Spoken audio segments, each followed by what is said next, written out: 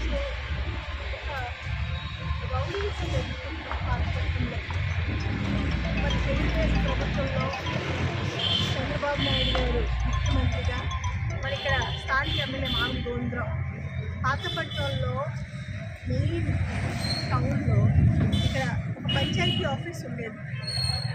గత 50 ఏళ్ళగా ఉండేటువంటి పంచాయతీ ఆఫీస్ స్థల ప్రదాతలు ఇక్కడ వాళ్ళు ఊరి వాళ్ళ మనోభావాలకి అనుగుణంగా ఇచ్చారు. నడిబొడ్డున చక్కని పంచాయతీ ఆఫీస్ ఉండేది. అన్ని రకాలుగా సదుపాయంగా పక్కగా ఉండేది.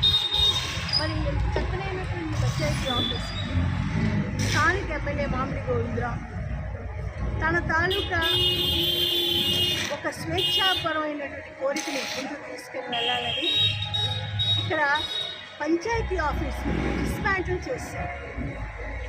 ప్రజాస్వామ్యం ఏమైంది? గవర్నమెంట్ బిల్డింగ్ని ఎటువంటి పర్మిషన్స్ లేకుండా కొట్టివేసేసారు. పంచాయతీరాజ్ ఏమైంది? పంచాయతీరాజ్ డిపార్ట్మెంట్ ఏమైంది? ఇక్కడ సర్పంచ్ ఏమయ్యాడు?